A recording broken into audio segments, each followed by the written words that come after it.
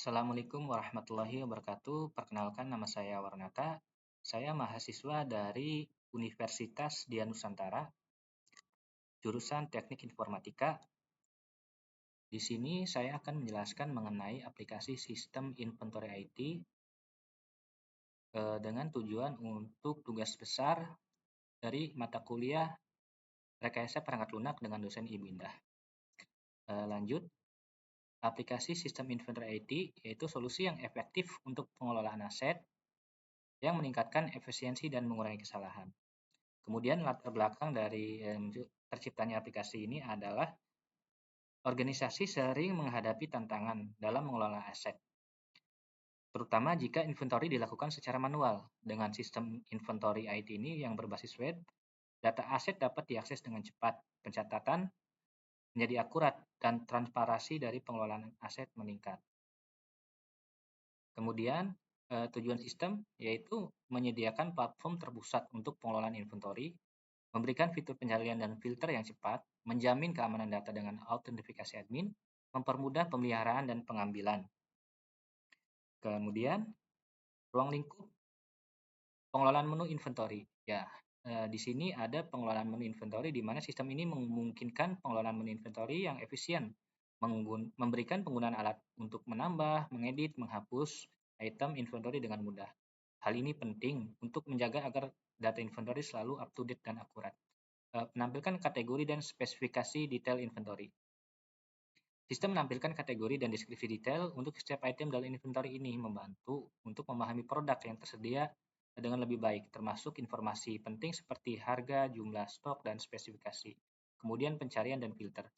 Penggunaan dapat dengan mudah mencari dan memfilter item dalam inventory berdasarkan berbagai kriteria, seperti kategori harga atau nama atau barang. Ini bisa dilakukan. Fitur ini juga meningkatkan efisiensi dan pengalaman pengguna saat menavigasi melalui inventory. Sistem login untuk admin. Keamanan data inventory dijamin dengan sistem login khusus untuk admin. Hanya pengguna yang berwenang yang dapat mengakses dan mengelola informasi sensitif. Dan user ini untuk akses user hanya bisa melihat data aset, informasi aset. Kemudian diagram use case. Diagram use case di sini untuk user hanya dapat melihat informasi aset, tidak bisa menambah, mengedit, ataupun menghapus. Dan untuk admin bisa menambah, mengedit, menghapus dalam pengelolaan inventory aset. Kemudian di sini ada implementasi dari front end. Front end adalah bagian yang dilihat dan digunakan oleh pengguna dengan HTML, CSS, dan JavaScript. Antarmuka aplikasi dibuat menarik, responsif, dan interaktif. HTML membangun struktur dasar, CSS mempercantik tampilan, dan JavaScript memungkinkan interaksi dinamis seperti pencarian langsung dan validasi formulir. Kemudian ada implementasi backend. Fitur utama dari implementasi backend ini adalah koneksi database dengan PDO. Ada penggunaan CRUD di inventory, kemudian yang ketiga adalah routing untuk memproses request pengguna. Backend bertanggung jawab untuk menangani logika aplikasi dan manajemen data. PHP digunakan untuk memproses permintaan pengguna dan mengelola operasi seperti create, read, update, dan delete. Basis data MySQL memastikan data tersimpan dengan aman dan dapat diakses dengan cepat. Kemudian di sini kita juga ada metodologi pengujian. Di sini menggunakan black box testing untuk memastikan semua fungsi berjalan dengan sesuai. Pengujian dilakukan untuk memastikan setiap fungsi berjalan dengan benar tanpa memeriksa kode secara langsung. Semua skenario pengujian diuji seperti login admin, pengelolaan inventory, pencarian data untuk memastikan pengalaman pengguna yang lancar. Kemudian kita juga ada pemeliharaan dan pengembangan. Pemeliharaan sistem memastikan bahwa data aman dan sistem berfungsi dengan baik setiap saat. Pengembangan lanjutan seperti integrasi barcode dan visualisasi data akan meningkatkan fungsionalitas dan mempermudah pengguna dalam mengelola inventory. Oke, selanjutnya kita langsung masuk ke bagian aplikasinya yang ada di Webbase. Oke, untuk database kita menggunakan MySQL, dan di sini bisa dilihat untuk struktur dari masing-masing tabelnya ada detail peminjaman, employee, item, peminjaman, dan user. Dan berikut juga desainernya ada di sini. Kemudian untuk codingan, nah di sini kita bisa lihat codingan dari aplikasi inventory ID di bagian database atau routing, logikanya. Kemudian untuk controllernya, base controller, nah bisa dilihat di sini.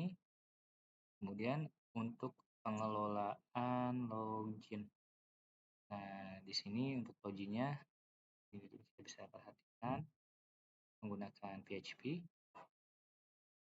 Nah, semua ada di sini. Kemudian di bagian dashboard untuk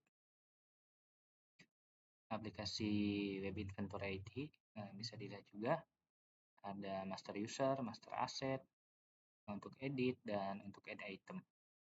Oke, lanjut kita masuk ke bagian aplikasi. Di sini, nah kita bisa perhatikan di sini ada form login. Dan form login ini untuk sekarang hanya bisa diakses oleh admin. Jadi untuk pengelolaan semua diakses melalui user admin. Dan untuk user biasa hanya bisa melihat informasi aset yang nanti bisa ditampilkan di sini. Kita bisa klik aja. Kita contoh buka. Nah, untuk pengguna biasa atau user biasa hanya bisa melihat data aset, tidak bisa mengelola apapun. Hanya bisa melihat data aset di sini, dia bisa mengelola apapun.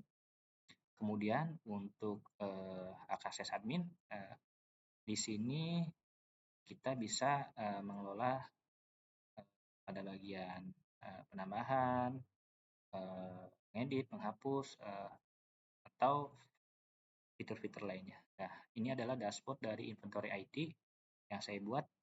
Dashboard sini adalah untuk menampilkan total item yang sudah ada, kemudian item yang tersedia untuk bisa dipinjam. Kemudian ini adalah item yang sudah dipinjam. Kemudian kita mulai untuk contoh menambah barang. Nah, di sini kita akan menambah barang. Contoh kode barangnya adalah laptop LP01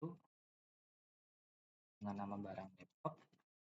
Kemudian brandnya HP, spesifikasinya Intel i7 Gen 11. Kemudian tipenya kita bisa kosongin. Kemudian untuk tanggal pembeliannya kita bisa masukkan di sini. Contoh kita akan buat tanggal pembelian di tanggal 2. Kondisi di sini apa dari si laptop ini? Kita bisa masukkan dengan nulis. Contoh kita akan buat baru.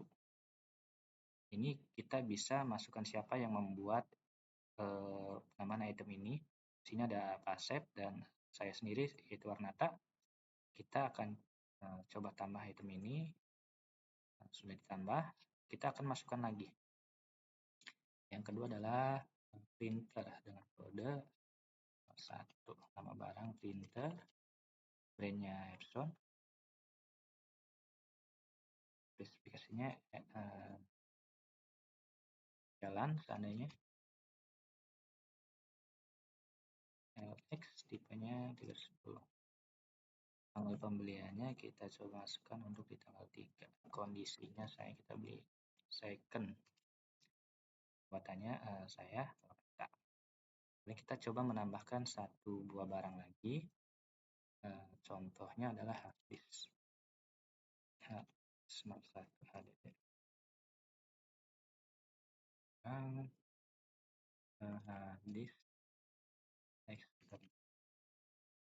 D-nya Samsung. Spesifikasinya 1 TB. Punya strip. Kemudian tanggal pembeliannya adalah di tanggal 4. Kondisinya mbak. Oke, ketika semua sudah, kita bisa langsung simpan. Kita pilih oke. Nah, Jika kita ingin menambahkan barang lagi, kita bisa mengklik OK di sini, atau kalau kita sudah rasa cukup, kita tinggal cancel. Barang di sini sudah masuk ke dalam aset. Kita bisa lihat di sini juga sudah ada beberapa aset sebelumnya, dan ini adalah 3 barang yang telah kita tambahkan. Nah, ketika kita klik ini, kita bisa melihat detailnya dari brand-nya, tipenya, spesifikasi, membuat, tanggal pembuatan, dan status atau kondisinya. Kita bisa lihat sini. Kemudian sini saya akan mencoba delete dari item barang ini. Kita coba delete, kemudian kita pilih OK. Nah, di sini satu item tadi sudah berhasil kita delete. Saya di sini akan mencoba mengedit dari hard disk eksternal ini. Oke, apa yang mau kita edit? Seandainya lokasi item, karena di tempat kerja saya itu adalah warehouse atau gudang, dan kita memiliki 3 gudang. Kita bisa masukkan di sini lokasi itemnya di gudang PL. Kemudian kita bisa lihat ininya dirubah rata. Oke, simpan. Ya, untuk eksternal sudah berhasil dirubah. Kemudian kita akan coba setelah kita menambah, mengedit, dan menghapus. Sini saya akan mencoba untuk melakukan fitur yaitu peminjaman.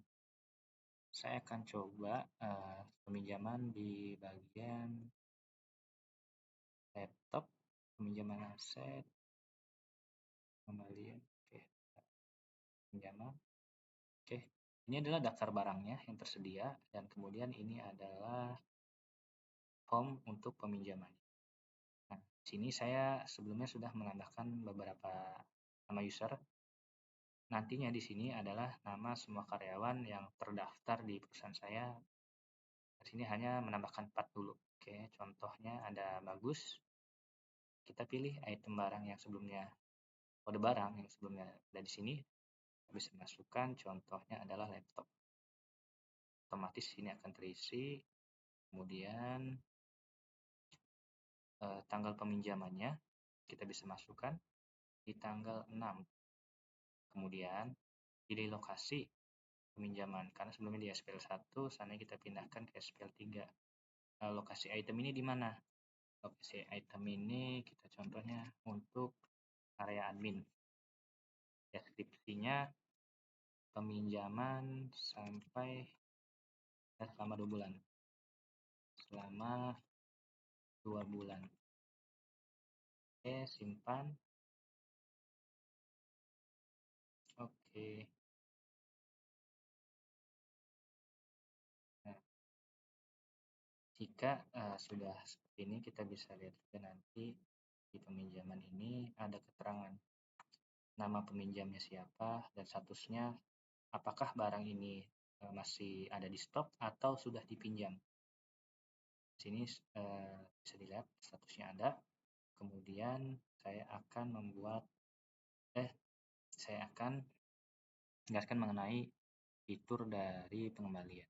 Nah, sebelumnya kan ada atas nama Bagus meminjam. Saya di sini akan mencoba mengembalikan barang. Bagus kan sebelumnya meminjam beberapa barang, diantaranya ada laptop dan telepon.